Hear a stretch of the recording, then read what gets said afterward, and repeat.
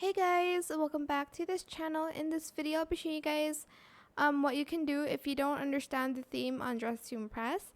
So this is the new update. As you can see, there's going to be this like button. You're just going to select it if you don't understand the theme.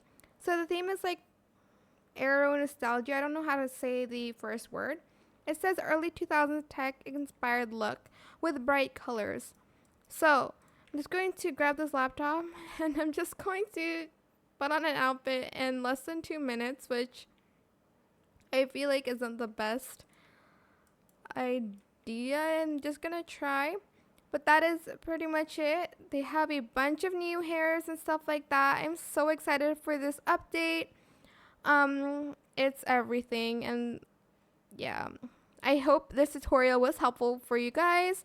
Don't forget to like, comment, share, and also subscribe to this channel if you haven't done that already. If you have any more questions about this video, just leave it in the comment section down below. I will try my best to answer them all for you guys. And if you found this video helpful, please click the thanks button as well. That is it for this video. Thank you so much for watching. Bye.